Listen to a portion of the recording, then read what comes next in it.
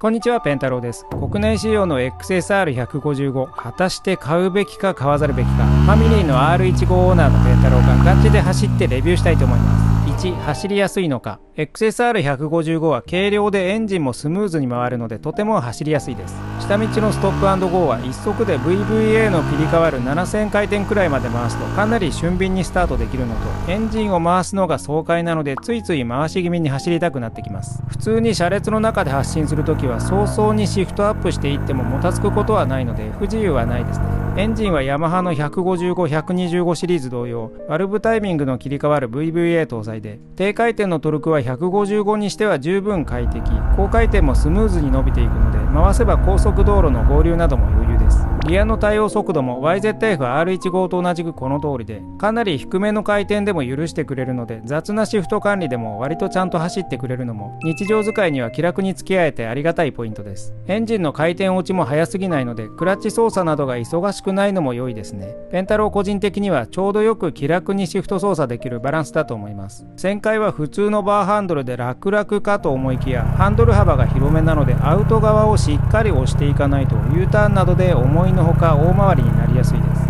この車体の感じならセルフステアで雑にいけるだろうと甘く見ているとあれとなるかもしれないので、熟練者以外は多少慣れが必要かもしれません。ただ最小回転半径は 2.3 メートルと小さめで、ハンドル自体はしっかり切れるのできちんとハンドル操作すればクイックに回れます。またペンタロウが普段乗っている R15 の方がフロントタイヤが細いこともあってか機敏に旋回しやすく安心感があるのは構造上の特性だと思います。全体的にはとても 155cc とは思えない性能バランスで、下道も高速もそつなくこなせて走行性能部分であまりネガティブに感じるところはありません。軽量な車体と合わせて万能バイク筆頭のような仕上がりなので、ニーズと体型にズレがなければ持っていて損はないバイクだと思います。ただし車体関連のネガティブはいくつかあるので注意事項は後ほどまとめて紹介します。2、楽しいのか。ヤマハの155はエンジンを回す爽快感が爆裂高いので、好みが合えばかなり楽しいと感じると思います。ファミリーの125エンジンもギュンギュン回すのが楽しいですが、 XSR125 は MT125 や YZF-R125 に比べてタイヤなどの違いで落ち着いた感じになっているので、巷で牧歌的などと言われていたりします。 XSR155 の方はそういった車体の構造を引っ張る十分なエンジンパワーがあるため R15 と比べても遜色ない機敏な走りができます。125なら個人的には MT か R125 の方が好みですが、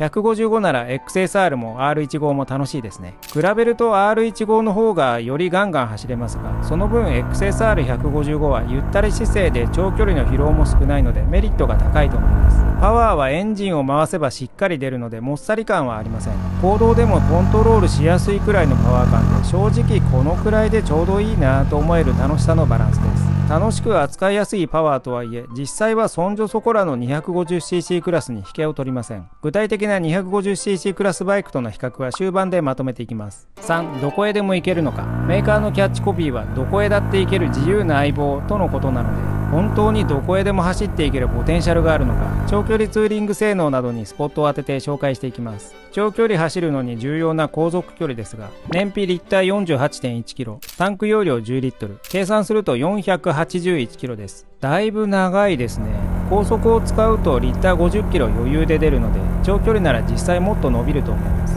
参考までに R15 はもっと長くてリッター 50.2 キロ、タンク容量11リットルで 552.2 キロです。いずれもあらゆるバイクの中で航続距離は長い方なので、給油計画は余裕を持って立てられますね。高速道路走行性能は直進安定性の面では十分です。正直このバイクなら何の不安もなく高速道路を走ろうという気持ちになります。ネイキッドなので走行風の問題はありますが、走行性能面では長時間連続走行を普通にこなせるので、風圧あっても大丈夫という人は素の状態でどこでも行けると思います。必要に応じてスクリーンを増設すればより快適になるので探してみてください。純正オプション扱いでワイズギアからデイトナのブラストバリアキットがラインナップされています。100キロ走行時のエンジン回転数は理論値で7400回転くらいと高めですが、この回転数の割にはそれほどうるさくもなく振動が大きくもなく、ペンタロウの感覚では全く支障ありません。太めフロントタイヤのおかげか R15 より高速道路を走りやすい感じもしますが、風の状態などいろいろで変わるので条件によるとは思います。合流や追い越し ETC ゲート通過後の加速など高回転回せば十分にパワーが出るので、その面でも不自由はありません。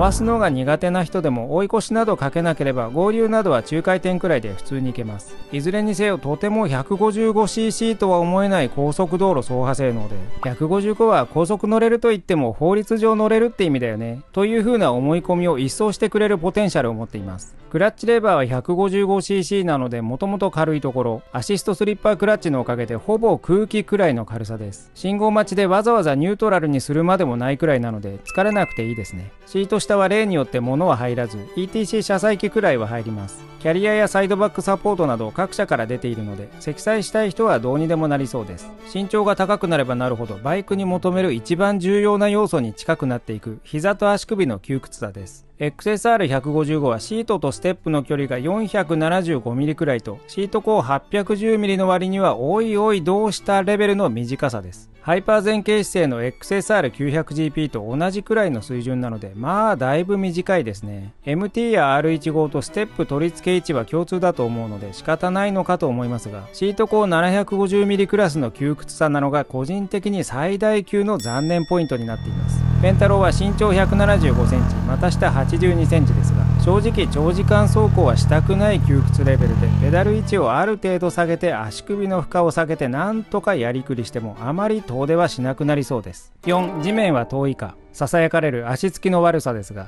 結論から言うと巷で噂される足つき最悪の認識は正しいです。シート高は 810mm で現代の標準的シート高となっていますが、シート下が横に広めなこととステップ位置の関係もあって信じられない足つきの悪さを実現しています。足を横に広げて着地することになる分かなり地面が遠くなっていて、この感覚はとても 810mm とは思えませんね。ペンタローはシート高 795mm の CB1000F に 33mm のハイシートをつけて合計 828mm のシート高で乗っていますが、その 828mm の CB1000F より 810mm の XSR155 の方が遠いかギリギリ同じくらいかという風に感じます。先ほど足が窮屈という話をしましたが、身長が高い人にはシート高は問題ないものの足が窮屈、そうでない人には足がそれほど窮屈でないもののシート高が無理という拷問全方位戦略になってしまっていて、おそらく XSR155 とシートとステップ周りで快適と感じる人はほとんどいないと思われます。ここが本当に最大の残念ポイントで、一体何のためにシート下を太くして地面を遠ざけたのか謎で仕方ありません。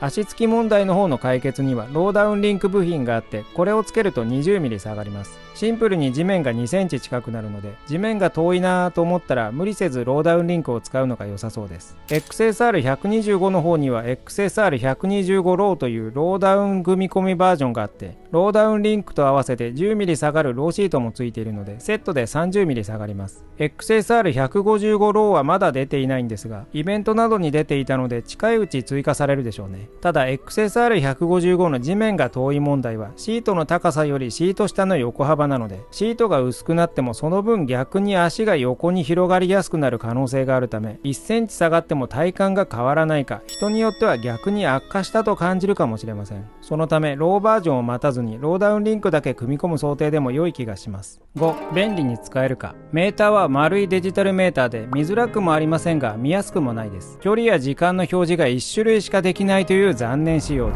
せめて2種類表示させてくれれば時間と距離を確認できるのにと思うところですね。ミラーは特別見やすくもありませんが 250cc クラスにしては見やすい方なので OK だと思います。このクラスにしてはハンドル幅が広めなのでおかげで視界が広いですね。車重は 137kg、 十分軽いです。走っていてもその軽さを体感できますし、取り回しはかなり楽ですね。最上回転半径は 2.3 メートルで、ハンドル幅の関係で旋回の時の腕の振りの大きさは前半で話した通りですが、切れ角自体はそれなりにあるので、取り回しの時の切り返し回数は少なくスイスイ動かせます。車体サイズはこの通りで特に大きくもありませんが、ハンドル幅が広く駐車スペースの横幅が狭いとやや苦労します。 125cc サイズだから余裕だろうと思うと入らなかったりするかもしれないので、スペースが決まっている場合は改めて対応幅を確認した方が良いです。6、お金はかかるのか。車両価格は税込み53万9000円。今時の 125cc クラスはモンキー125で49万5000円など高額化しているので、性能や利便性から考えると割安と見てて良さそうです。おっとしまった、鈴木ジクサー150がいた。こいつは39万6000円だ。ジクサー250でさえ49万2800円と XSR155 より安いじゃないか。とりあえず見なかったことにしよう。そして維持費の方を見ていくと YZF-R15 ともほぼ同じで、燃費の良さは先ほどお話しした通りリッター50キロクラス、オイルは 0.85 リットル、フィルター交換時 0.95 リットルと経済的です。バッテリーは YTZ6V、CB400 スーパーフォアや CB1000F のものと同じくらいの価格帯で売られているので、クラスにしてはちょっと高めです。タイヤはフロント110/70、リア140/70、ともに17インチです。純正装着同等品は前後で2万円弱くらいのようです。普通のオンロードタイヤで探せばもう少し安くなりそうな感じもしますね。コストは 125-155cc レベルの中ではやや高め感がありますが、バイク全体からするとだいぶ安い方ではあります。7、250とどちらが良いか。125cc というと中途半端だという人もいますが、中途半端なのは日本の税制や車検などの制度の方で、世界的には 250cc の方が中途半端と思われていそうですね。そんなわけで 155cc は広い地域で販売されていて、熟成され効率化されていることから性能のバランスが高いです。具体的に 250cc クラスのバイクと比べてみると、まず川崎 W230、こちらは車重143キロと近い軽量感です。最大トルク18ニュートンメートルと XSR155 の14ニュートンメートルよりトルクが大きいですが、ピークパワーは18馬力と XSR155 の19馬力より少し小さく、回していってもあまりパワーが出ません。それもあって高速道路走行は圧倒的に XSR155 の方が楽に感じると思います。ストップ&ゴーも XSR155 は勝ち回して俊敏に走れるので、走行性能面では XSR155 の方が扱いやすいと感じる人が多そうです。燃費は W230 が 40.5 キロ、XSR155 が 48.1 キロですが、W230 はペンタローが所有していたものはおよそリッター30キロくらいで、どう頑張っても35までしか出ないのに対して、XSR155 も YZF-R15 も50以上余裕で走っているので、実燃費の差は圧倒的です。続き GSX250R と比べると安定感は明らかに GSX250R の方がありますが、高速道路の100キロ走行時の振動が大きく、XSR155 の方が100キロ走行は楽です。というように155という数字にとらわれてもあまり意味はないので、スペックよりも体感重視でフラットに比べた上で自分に合うものを選ぶのが良いと思います。8、バリエーション。カラーは2026年モデルはグロスブラック、マットグリーン、マットシルバーの3色です。どうでしょう、人気は黒でしょうか、緑でしょうか。シルバーは装飾が少なくてだいぶシンプルですね。皆さんの好き好きを集計したいので、よかったらコメントで残していってください。純正オプションは先ほどお話ししたスクリーンとローダウンリンクの他にグリップヒーターやビキニカウルもあります。 YZF-R15 にあるクイックシフターは XSR155 には設定されていません。残念に思う人もいるかもしれませんが、アップだけですし、結構変速ショックも大きめで、そんなに扱いやすいものでもないので、残念に思わなくても良いかなと思います。カスタムシートというオプションはハイシートでもローシートでもなく、柄が変わって2人乗り NG になるものなので、検討している人は気をつけてください。社外品のパーツもそこそこいろいろ出ていて、ヘルメットホルダーなどもあります。シート裏にも引っ掛けられますが、このタイプはやりづらいので、パーツを増設した方が使いやすいです。その他キャリアなどもいろいろあるので、ぜひ使いやすいように武装してみてください。9、相棒になれるか。そうそう、メーカーのキャッチコピーはどこへだって行ける自由な相棒でしたね。XSR155 は良き相棒になれるのか。軽いというだけでとても気軽に付き合えて、有能なエンジンの組み合わせで下道から高速までどこでも走れる万能バイク。さらにエンジンをかち回すと楽しく爽快な気分をくれる。ヤマハの155シリーズはきっと良き相棒になれるポテンシャルを持っています。ペンタローも先日 R15 を入手しましたが、なんだかんだこのバイクで走り出すことが多く、相棒という言葉はぴったりかなと思います。XSR155 はシートとステップでお話しした通り、地面が遠いか足が窮屈か、どちらか引っかかる可能性があるので、体型相性だけきちんと確認するのが良いと思います。ペンタローは R15 がいるので買いませんよ。買いませんからね。よろしければ高評価、チャンネル登録、ハイプをお願いします。ペンタロー LINE スタンプもあります。ラジオチャンネルでバイクの小話、90円のメンバーコンテンツでプライベートな話をしているので、よろしければそちらもご覧ください。じゃあまたねー。